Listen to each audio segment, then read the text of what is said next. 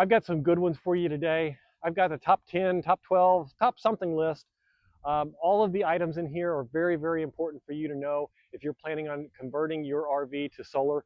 Please make sure you watch them all. They all have some connection to each other, so we'll see you at the end of the video, and thanks for watching. And to all my new subscribers, thank you very much. It has been enormous the last month, the growth that we've gone through, and I really do appreciate you. All right, so one item is and you have to give it some serious thought, is your air conditioning units. The air conditioning units on RVs are notoriously terrible at efficiency. And to give you an idea of how bad this is, when I did an energy audit on my RV when I very first got into this, and it was basically 40 to 50 kilowatts a day in energy to run the RV with the air conditioners connected.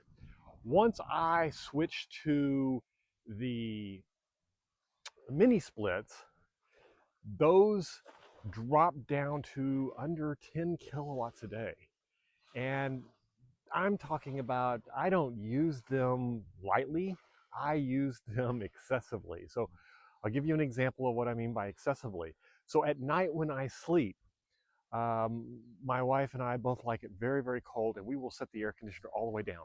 That means we set it to 61 degrees, and it runs at 61 all night. And most of the time when I get up in the morning, it's showing in the high 50s in that room. Now, this is Florida, so we're not talking about it runs at 60 degrees and it's beautiful 60 degrees outside. We're talking about it's 60 degrees and it's 80s and 90s during the day, and I run it like that all the time. In the living room, I work from my RV, so from there I constantly have the air conditioner at 70, 72 during the day. I usually run both that one and the bedroom one, just to keep the RV at a nice steady temperature, make sure that me and the dogs are comfortable. And I let the dogs out constantly all day and just leave the door open, let them run in and out when they want to. Now, the door's not open all the time, but it's open enough to where it does make a difference. And you'll know this, being in an RV, you leave the door open for just a minute, you can lose all of your air conditioning. So, but that's one of the items that you really should consider very closely, is what are you going to do with the air conditioning units? In my circumstances, what I did is I took the air conditioning units off of the roof, and I pulled the wires from the circuit breaker box, and I re-ran some wires under the RV into the new mini splits. One of them is in the front bay that goes into the bedroom, and I mounted the mini split in the closet, at the top of the closet.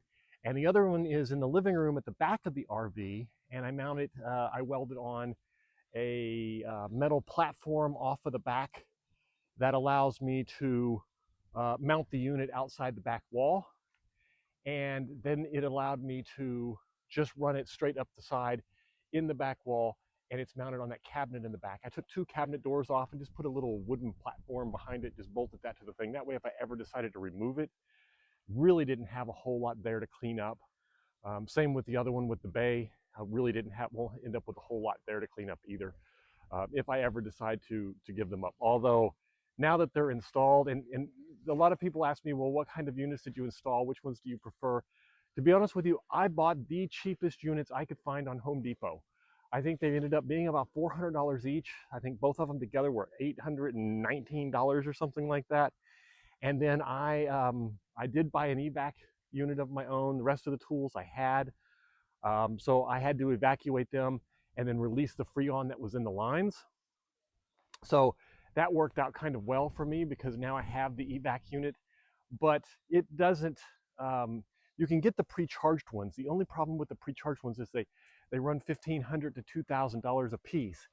And it just wasn't worth it not to spend $100 on an evac unit. And also, considering it's an RV, it's very likely that at some point in the future there's going to be some kind of leak. So far, I've had them installed for coming up on a year. They run constantly, and I have had no leaks. So that's, knock on wood, that's very, very good. But one of the primary concerns I would have by converting my RV to solar would be, if I was to keep those air conditioners, I'm not sure there's enough power you can generate with your solar system on that roof. I have 3,700 watts, and it would be very difficult, even with the additional 2,000, 3,000 watts I get off the solar shed, to generate enough power with the air conditioner. So that is an item that you really need to take a very close look at.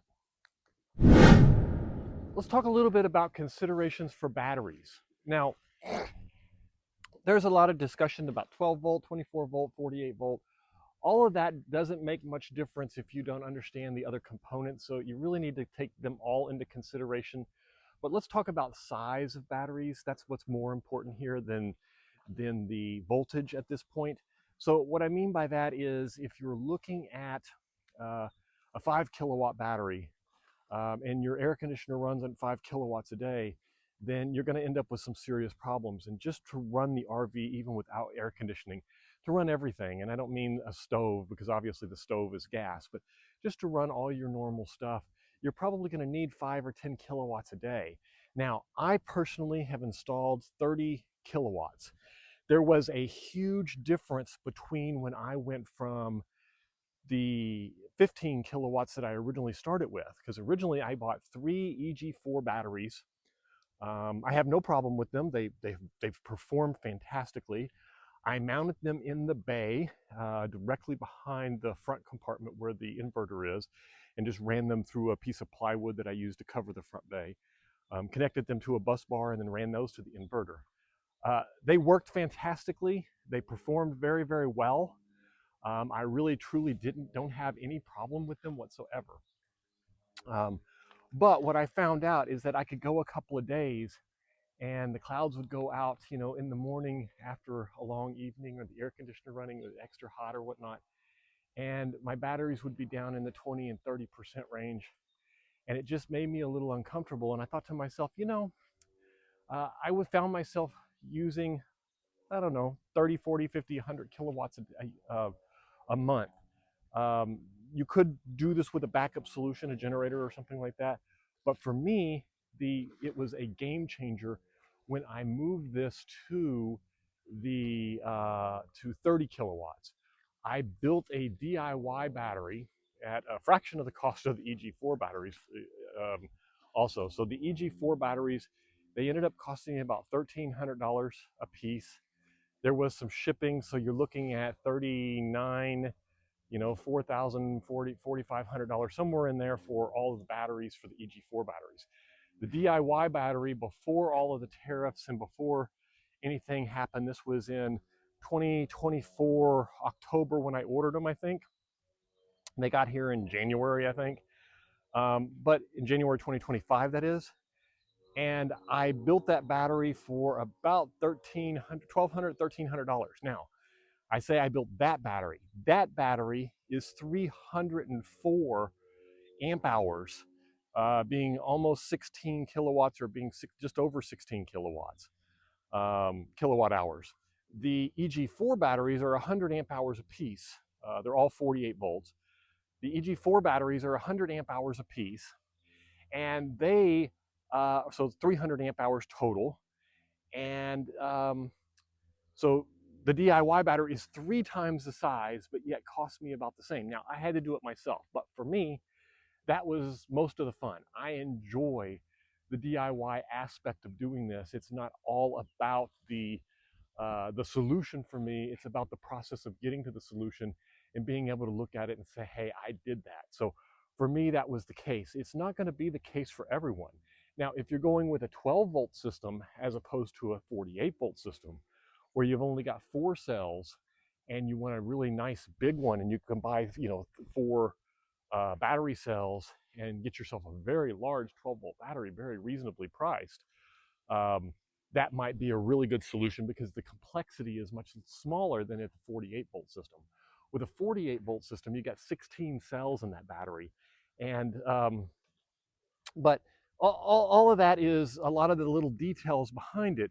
But battery consideration is huge here, because it allowed the difference in me being off grid now for months and having no fears. I mean, I think the closest thing I got to a fear of using power in the last 3 months has been that there was a storm coming, and the night before I had been doing everything I could to run the batteries down at night, using all the hot water. Now keep in mind, I run the hot water heater, everything I can put on electric, I run on electric. In the solar shed, I've got a wash machine and a dryer. I don't run the dryer because my inverter isn't big enough to support it, but I do run the wash machine. I run everything that I can run off of power, and I don't use gas unless I have to. The only thing I'm using for gas in my RV is my stove. Everything else is 100% electric, meaning I use the heat pumps for heat, I use the air conditioning for cooling, I use the electric for hot water. Do I have the gas feature? Is there a backup? Sure, there is a backup. I don't use them. At least I have not to this point. I did when I first started RVing though. So battery power change between 15 kilowatts and 30 kilowatts in my situation where I am using between 20 and 25 kilowatts a day was a game changer. Now, keep in mind, I'm talking about I use 20 to 25 kilowatts a day and the battery is 30, and it sounds like, oh, that's close. It's not as close as you would think it is. If I run the air conditioner and everything overnight, from the time the sun goes down to the next morning, I get up and the batteries are probably at about 70%. And then the sun starts to come up. And so there's this struggle between the two of a takeover of more power coming in than is coming out. And then the batteries recharge. And as of late, it being, let's see, April coming up on May, I usually, it is very difficult for me to run the batteries down far enough where I don't have enough power to fully charge the batteries by 1 or 2 in the afternoon. Now, if I run them all the way down and I make a real attempt and during the day, I am completely wasteful and all of that, then it will struggle to get the batteries back up, and it'll take 2 or 3 days for an etching improvement of power. So the first day it'll get it to 60%, the next day it'll be 70%, the next day it'll be 80%, and then the next day it'll hit 90%, and I'll have a good Sunday and it'll go to 100%, and then every day it's back at 100%. So there is a little bit of that, but the difference between having the 15 kilowatts and the 30 kilowatts is huge. It really was a game changer for me where I could just live and not worry about the batteries, not worry about how much power there was, and not really worry about what I was running. Run the hot water heater when I want. I leave it on 24/7 now. I don't even just turn it on when I need it. When it was 15 kilowatts, I really had to turn on the hot water heater when I needed it, use it when I could. If things were low, I would go and switch to gas-powered hot water heater and that kind of stuff. So it really was a game changer. It allows you to smooth out those rough spots, those low days. If I get 3 or 4 days in a row where the sun isn't out and so on and so forth, a lot of people say, well, what happens when you get 3 or 4 days of low sunlight? 99% of the time, low sunlight also implies that temperatures aren't as bad. You don't have that sun barreling down on you. You're not using as much air conditioner. You may even have a nice breeze. And as you can see, and this is why I live here in this area, is I love the ocean breeze. I love the water. I love this part of it. So for me, opening the doors for an hour or 2 at night for that. But other than that, I run the air conditioner all the time. I may go sit outside. That doesn't mean that I open up the house to it. So there is a huge difference between it, but that's a consideration you're going to have to do. If you're wanting to run just a couple of lights and a TV, you may get away with 5 kilowatts or 3 kilowatt battery, 100 amp hours here or there, and you probably would be fine. And you could even get away with a smaller, inverter and all that kind of stuff. So, but we can go into those items in a little bit later thing. But at this point, battery is really, really important. And I know I've spent a lot of extra time on it in this area, but it is probably the one of the most significant effects it will have on the ability for you to live off grid without fear of chasing battery usage every day. Let's talk a little bit about your inverters, because a lot of people ask me questions about inverters and what size is the right size inverter, which ones work best and which ones don't. And this is really a loaded question. In my case, I have an RV that plugs into a 50 amp service, and it is split phase 50 amp, meaning it's a 240 volts with two sides of this that are 110 each. And it does not take into account, or I shouldn't say that, it doesn't use the 240 volts, but it does use both sides of the voltage. And in a 240 split phase, you technically have two 50 amp lines coming in, and each one provides 50 amps, as opposed to some of the RVs have a 110 50 amp, and that means they only use one of those lines. So that's half of the power of a 220 50 amp or a split phase 50 amp. So that's a lot of technical jargon for a lot of this is going to depend on what a lot of this is going to depend on what RV you have and how much power you've got. Some of the basic ones are the big ones like mine, fifth wheel, 50 amp plug, and I use a 6000 XP. It is a split phase inverter, an all-in-one that connects to 48 volt batteries and runs directly to my fuse box. And I basically take the incoming line from the 50 amp, run that into the inverter, and then take the inverter line and run that to the fuse box.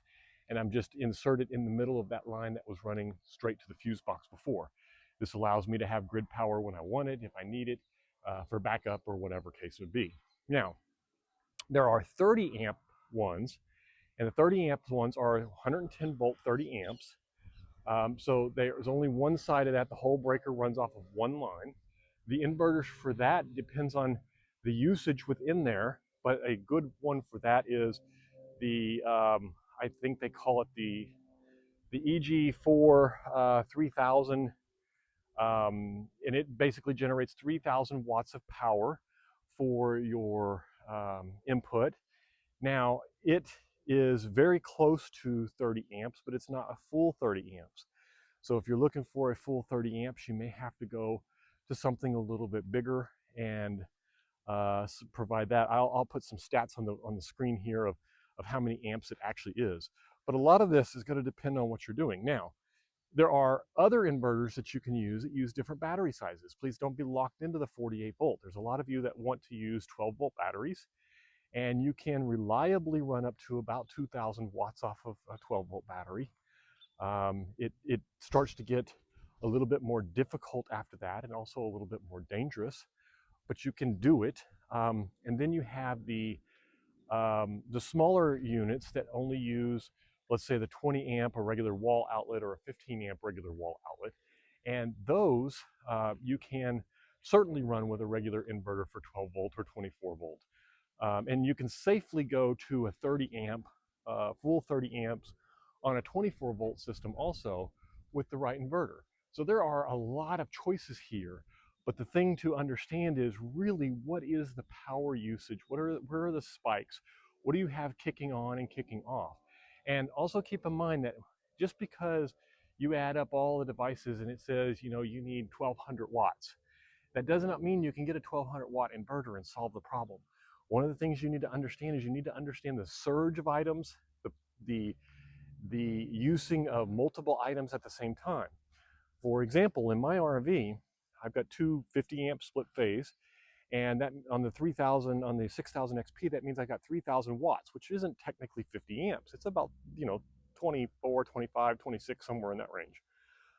But if I have my espresso machine on and the hot water heater is on, and it's early in the morning and I either have turned on the heat or it's late in the afternoon and I have the air conditioner running at full speed, it will trip that line and cause the inverter to shut down. Now, if I'm hooked up to grid power, no big deal, it falls back to grid, and then when the power drops back, it goes back. But the inverter is really a part that you really need to spend some time, investigate what you're going to get, and find out what those surges are and understand what they are. There's a lot of good work pre-done for you on this one, on devices and how those devices are. There's also a lot of tools out there for, I'll link to some videos for measuring power measurements and some tools you can do, like a kilowatt or I've got a 220 measuring tool. You can also build one of those for a metering device. I've also got one of those. You can build one of those for the 30 amp plug also.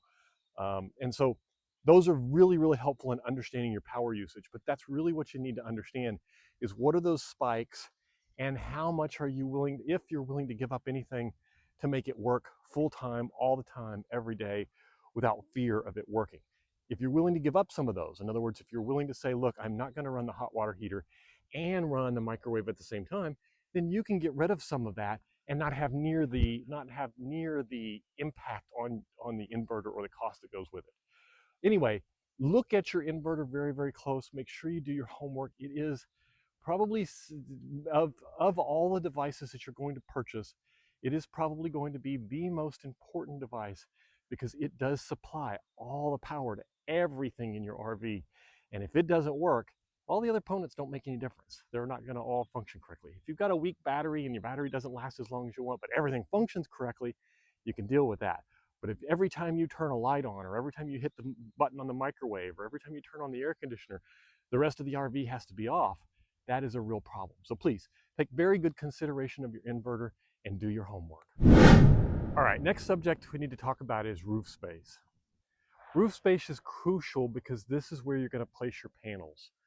And you're going to need to find a way to get as much roof space as possible. Now, in my case, it was a fifth wheel, and the roof was huge because it was 42 feet long in the first place. But the problem with some of the smaller ones is you're not going to have as much room as I had. And then you're going to want to have to consider what you want to do with the items that you don't have any need for. That was the big one for me. I looked at taking as much of it off as I could or building the mounts up a little bit where I could go over top of things. So for example,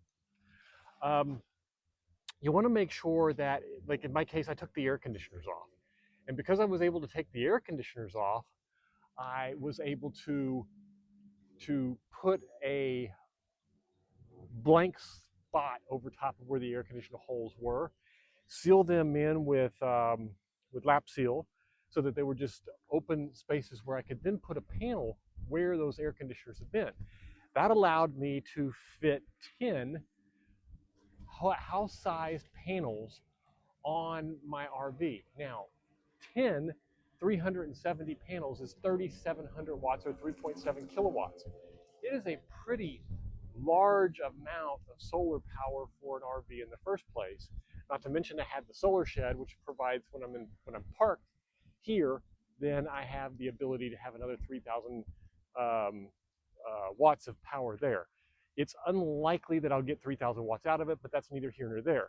But the important thing to remember and to consider here is when you're looking at the RV, and you need to look at it from a perspective of what are you going to do to put as much solar up there as possible.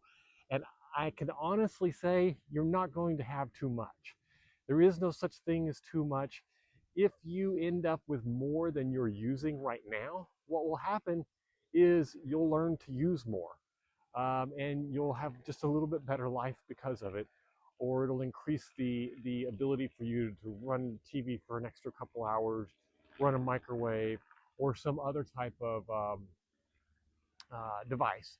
So don't worry about having too much. The problem you're going to run into is having too little or not having enough battery space, as we talked about before, to store enough power to make it through the hard times. So I would seriously look at every item that you have up on your roof. And that means if there is something that you can go over, think about going over it. If there's a vent, like I have a vent in my bathroom that I don't use. Because I'm air conditioned and I'm in Florida, it is very, very rare that I use the vent. I did use it occasionally when you would finish with a shower, and once you finish with a shower, you wanted to evacuate some of the heat. So I would do that. But to be honest with you, I don't even worry about that anymore. That humidity just gets soaked up by the air conditioner and thrown out anyway, that it's really not that big of a deal. So you can consider every little speck of space that you have, and I'm hoping that I can put a couple of shots here of my RV and show you the panels and how they run. And look at different layouts too. This was really important for me. I originally thought I was going to take some rails and run them down the center, run a pair of them down the center and put the panels, sideways, front to back, the top on the left and the bottom on the right, lengthwise that way. And then when I started looking into it, it made more sense for me to mount them going from front to back of the RV because I could fit more of them. Now, also keep in mind that I have a real fear for heights. Some days I can climb up on the RV and I can install the panels, and I picked them up and set them up there and did all the installation myself. Other days I got 4 steps up the ladder and I start shaking and I had to come down. So it just depends on what day it was for me. But the layout is super important, and you're not going to have too many panels. So you need to look at that roof very, very strategically and see how you can arrange them. Also consider watching the video here on series and parallel. The series and parallel is really important in that at first I put all 10 panels in one big long series because the 6000 XP could handle them, and the losses would be really low and the power output was right at its optimal power. And what I found is that almost every single time when I'm traveling, not when I'm parked like I am here, but when I'm traveling, you can't control the trees, and you get a shade tree that hits one panel in the morning and knocks out your whole power system, and it just throws off your usage for the day. So I did end up splitting it into two separate series.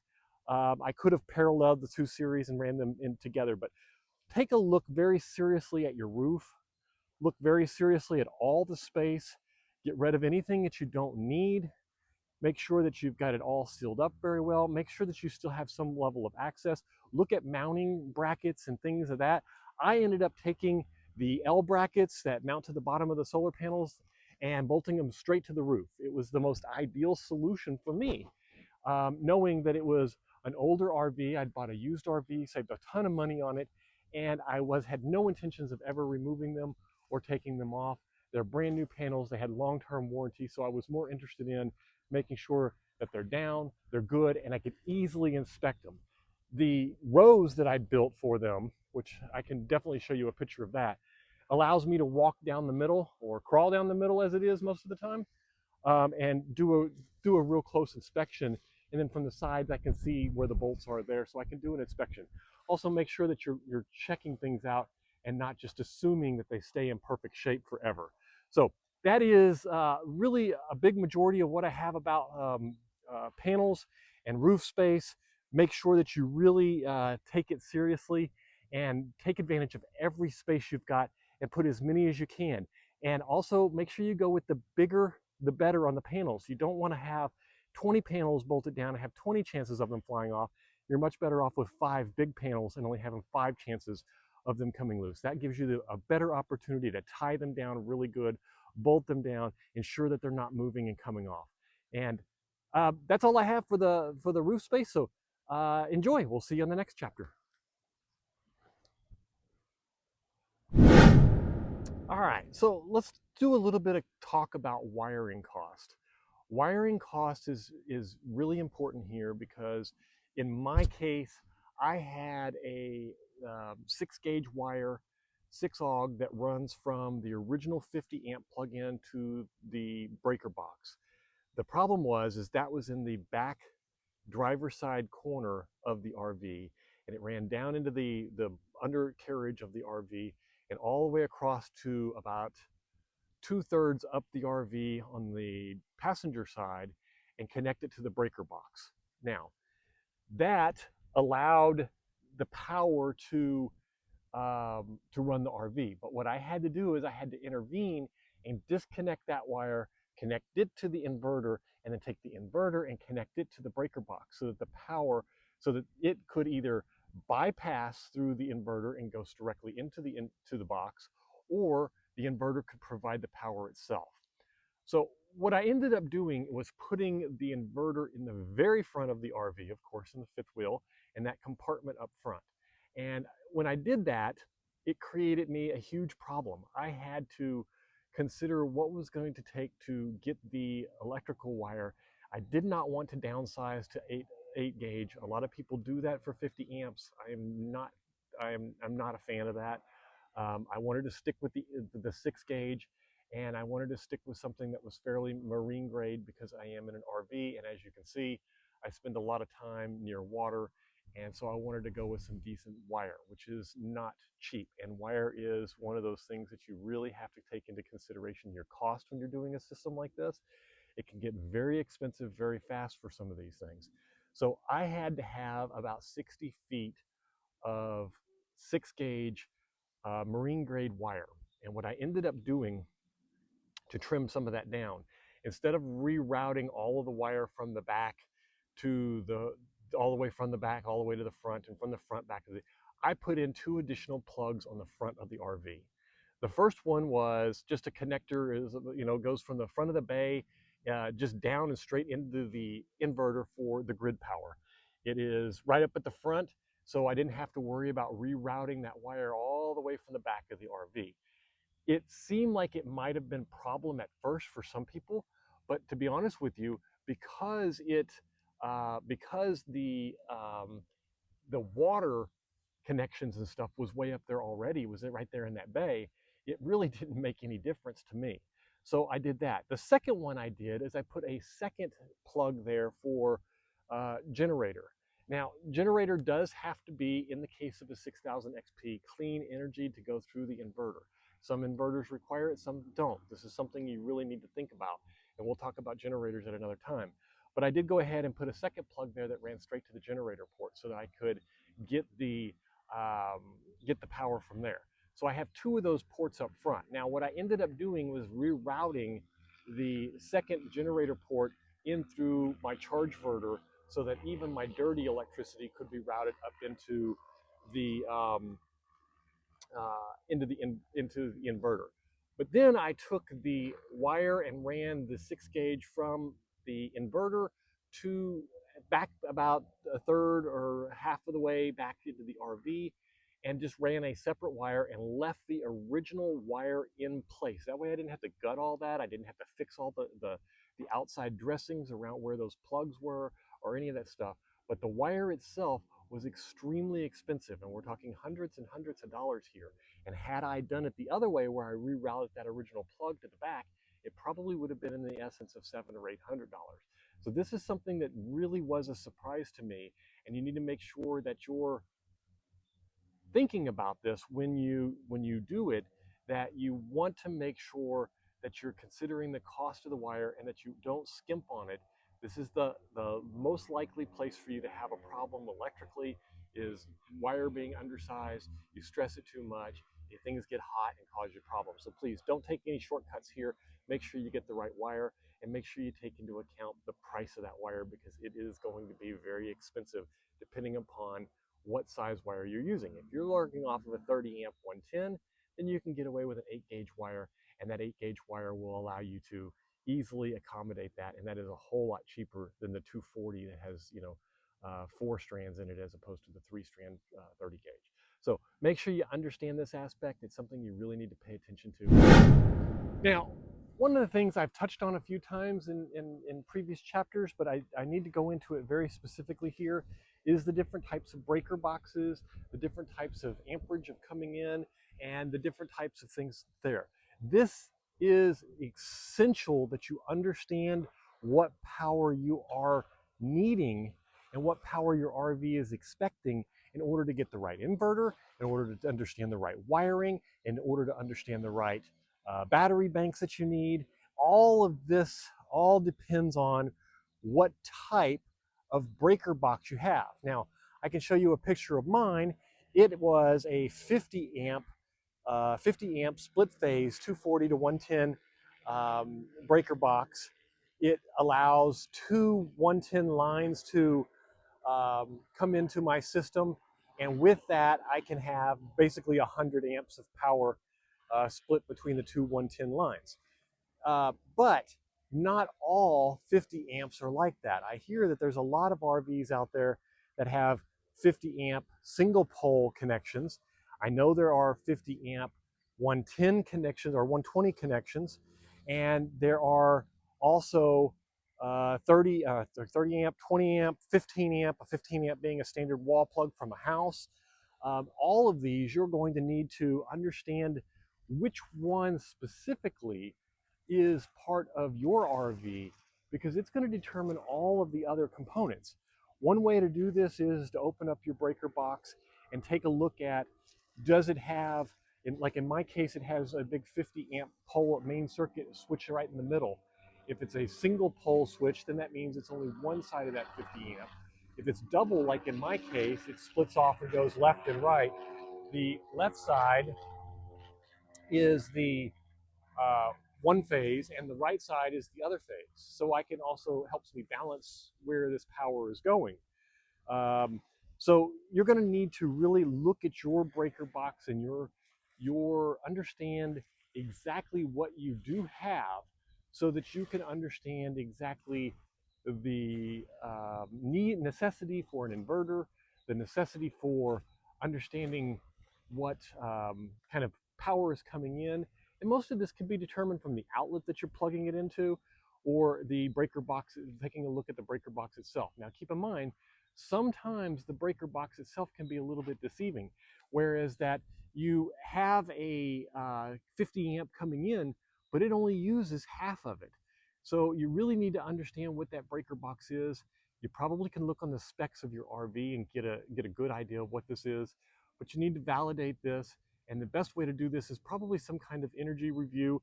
Understand the consumption that you have, understand what you're doing, or call someone that does understand electricity enough to understand what that breaker box is doing in there. A lot of the breaker boxes also handle your 12-volt output. So for example, in mine, it comes in with a 50 amp. It splits from L1 phase and L2 phase, which is leg 1, leg 2. And then it also has a split off that goes to the converter. The converter takes the 110 voltage and down steps it to the 12-volt side of my RV.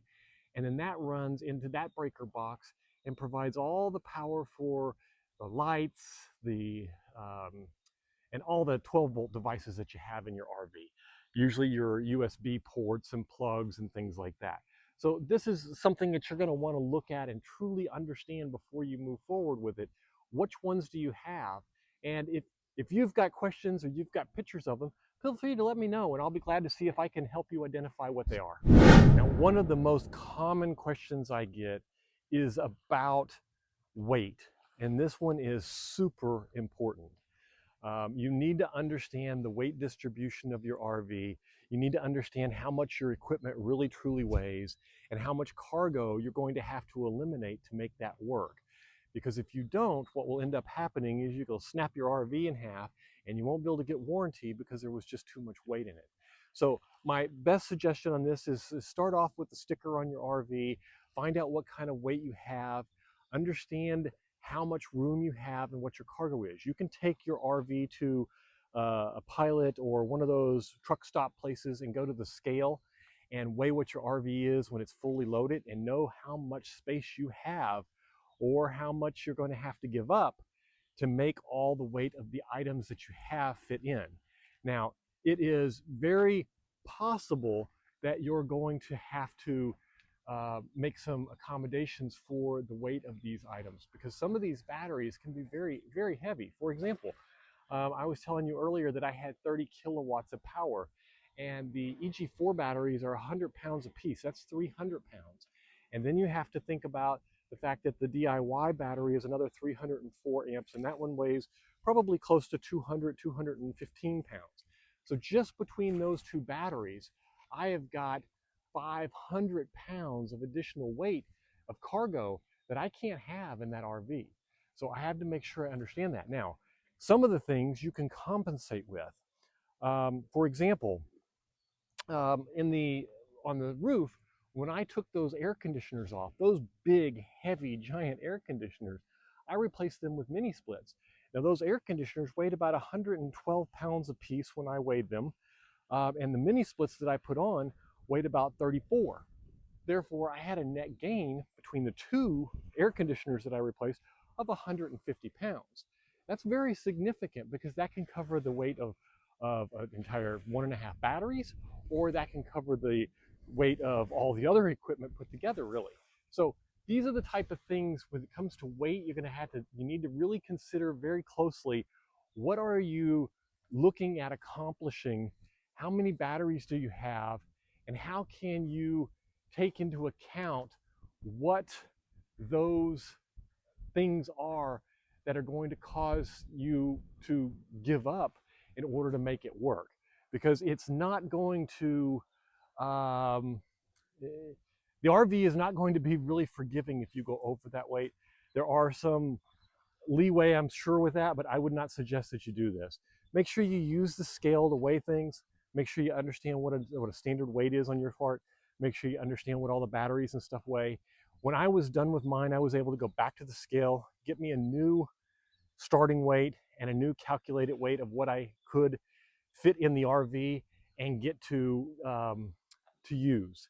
And that allowed me to adjust down or up what I had. Now, in my case, we had just moved into the RV, had not been there very long, and it didn't really affect what I had. It only affected what I wasn't allowed to bring in addition to what I already had. So that worked out well for me.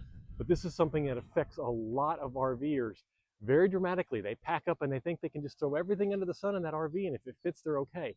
It is not okay. Please make sure that you're considering how much everything that you've added weighs versus how much you already have in. Let's go in a little bit about the idea of where in your RV this can go. Space is of a premium in an RV, and when you're adding a solar system, it becomes even more of a premium because it's not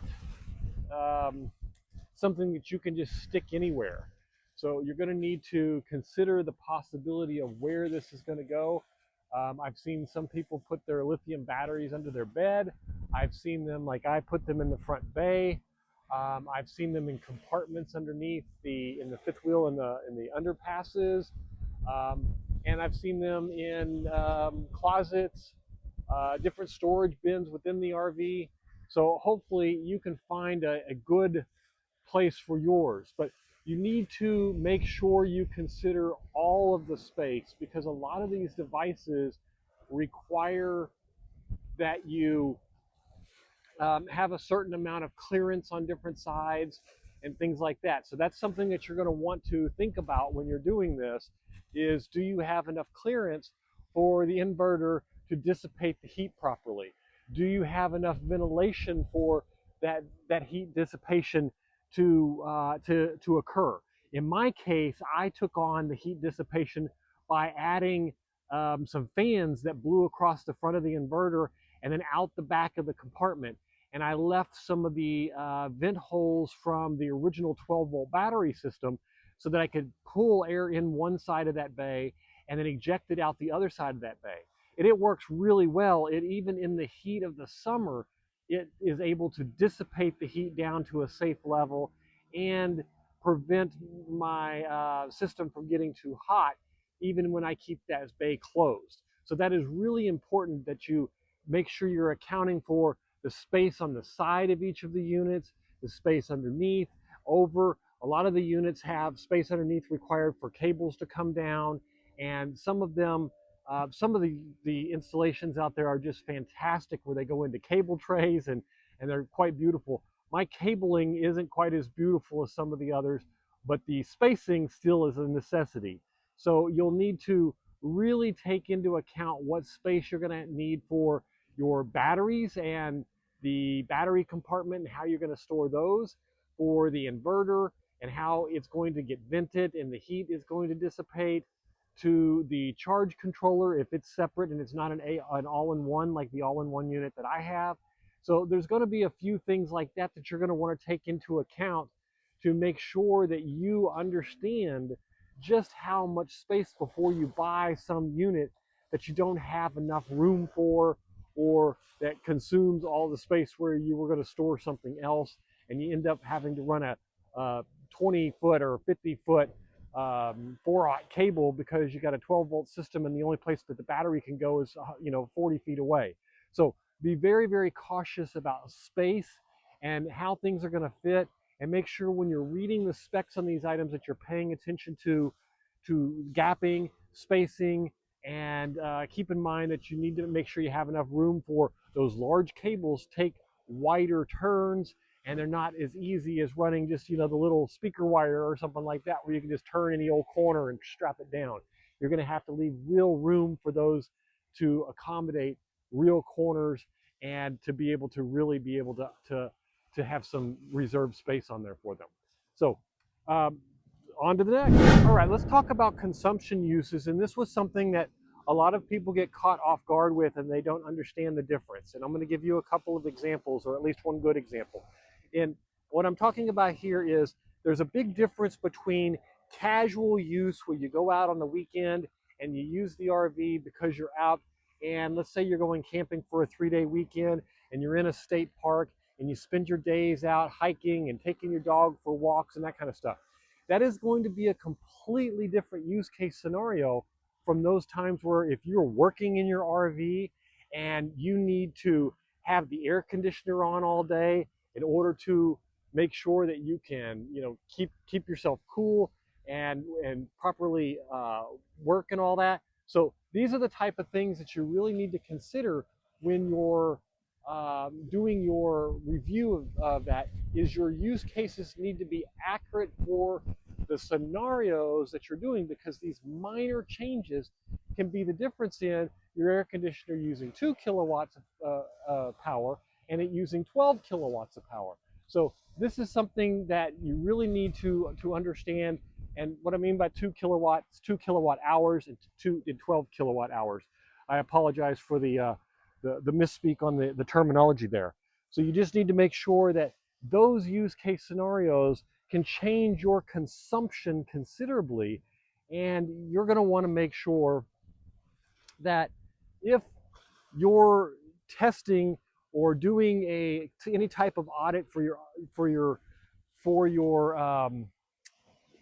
power consumption, that you really understand that what you're auditing is legitimate, and that you're not just basically coming up with some random numbers because you really wanted to be able to get numbers to feed into the engine. You need to make sure that those numbers are real and that you understand that. And there isn't really a whole lot more for me to say about this subject, except understand that real life and vacation life are two different things. If you're building a vacation RV and you want solar for a vacation RV, that's great. Then you can build a solar system for a vacation. But if you're going on vacation and measuring, and you're trying to build one that you can live in, you need to make sure that the scenarios that you use are real, because the power usage can be dramatically different in one scenario from the other scenario. And another good example of this is if in real life you sit at home and you watch TV all night, and you're using your TV and your microwave to cook dinner, and your stove is pumping lots of heat in, and your air conditioner is running in order to pump all that heat out. And then when you're at a campsite, you're sitting outside and you're cooking on a fire, your air conditioner is running minimum, you don't have any fuel or anything running, your TV is off, your power units are off, and all of that. That's a huge difference between the two uses. So I'm just saying, make sure that you understand what those uses are and that you take them into account accurately, so that you end up with real figures and they don't surprise you. You're going to hear this one all over the place, but I want to make sure I say it just so that you make sure that you are aware of it. A lot of people think that they can just come in and design a very simple solar system and throw it together and everything's going to be okay. Solar systems can be very dangerous. These batteries can just basically catch a lot of things on fire. And I don't mean the batteries themselves aren't particularly dangerous, but the electricity that they can generate when they're not hooked up correctly or when the system isn't connected correctly. No matter what you do, that amount of power is real, and that can be very dangerous. Make sure that whatever you're designing, and that you're either comfortable with that design and that you feel reasonably sure that you're not going to have any real problems with it. This is one of the big concerns that a lot of individuals have, and you have to get some expert advice if you need to pay an electrician or to pay somebody that understands the solar systems, how much of what you have is legitimate and how much of it isn't safe. Validate your fuses, your breakers, and all of that stuff. All right, let's talk about fuses, breakers, switches, and that kind of stuff. These are very, very significant part of your system in order to keep you safe. And the one thing you don't want to do is you don't want to build a system and have none of these safety features. There's a reason these breakers are in your house. There's a reason these breakers are in your RV. It doesn't matter if it's 12 volts, 24 volts, 48 volts, 120 volts, 240 volts, or 480 volts. The breakers and the fuses, you need to really truly understand what they are and why you're using each one the way they need to be used.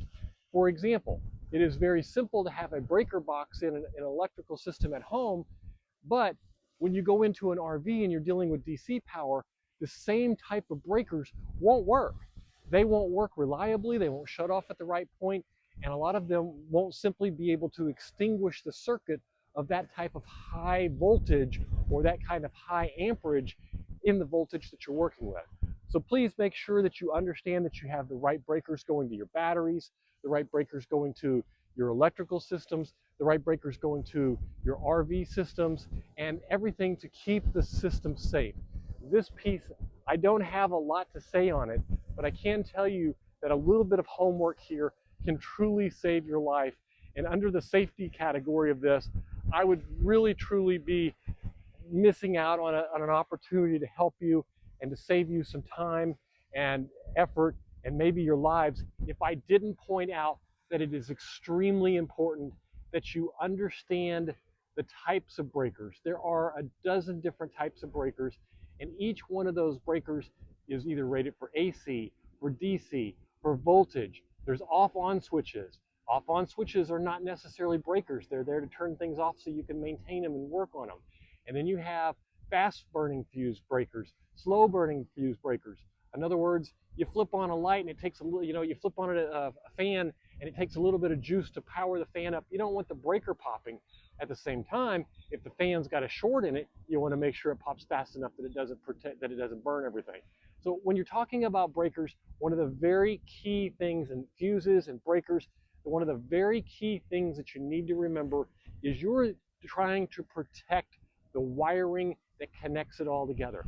The device is secondary to the wiring. The last thing you want is a 20-foot wire that runs from your inverter to some electrical device, and you've powered this to run that air conditioning unit, but the electrical wire can't run that amount of power. And therefore the air conditioner runs just fine, but it pulls so much power that the wiring melts and all of the insulation falls off, and then you have a real short in your hands. So please, little things like this make a lot of difference.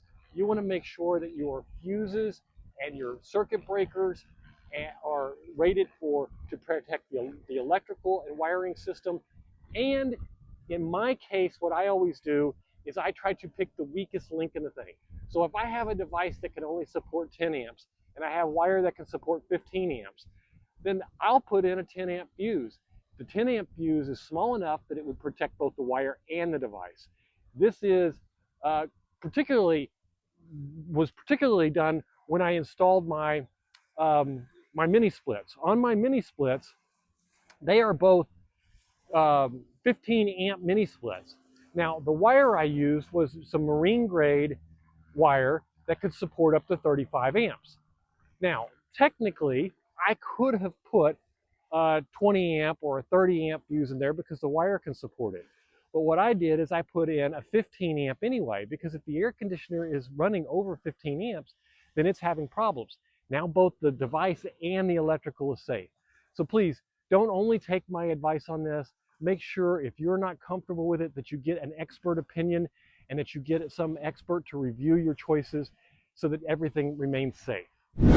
All right, last but not least for sure is some people question this one. For me, I do it even though sometimes I don't always follow it. And this is have a backup plan. And what I mean by that is just because your solar system can support you 24/7, when you're out in the middle of nowhere, a little generator can save your butt. Have some way to save yourself from what will never happen. As it says, as they say, somebody that is well prepared is a whole lot better off than somebody who's not. And this is the case of really you need to be well prepared. My suggestion is that you find out. So, for example, in my case, I can bring a 9500 generator, 9500 watt generator with me.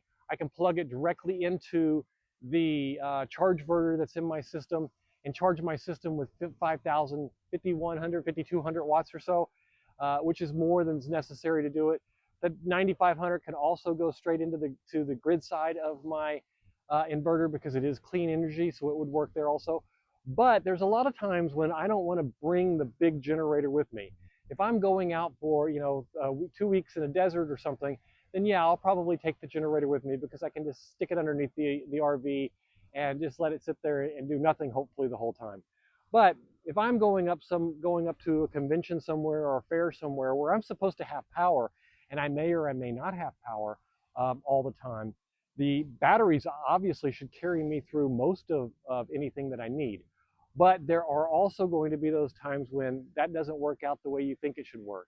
So I'll bring me a small 2,000 watt generator that I can also use to help me charge the batteries when things get really bad, or if they get really bad. And hopefully that would never happen, but occasionally it does. And so the moral of the story here is just be prepared, have a backup plan in case all goes wrong, have a way to connect your system and to make sure that you can get out of any real problems. The last thing you want is a giant T-fuse on one of your batteries to go out, knock your entire system out, and then you don't have a backup one. Or you think, hey, I've got to back up one of those T-fuses. It was a fluke, and you put the backup one in, and boop, that one pops also. Now you have no fuse. You're halfway out in the middle of Timbuktu, and you have no way to fix the problem. So give yourself a little bit of credit. Give yourself a little bit of leeway. Have a backup plan for when it all goes wrong, and you'll stay safe and healthy longer, and you'll be able to go without using the grid, hopefully forever.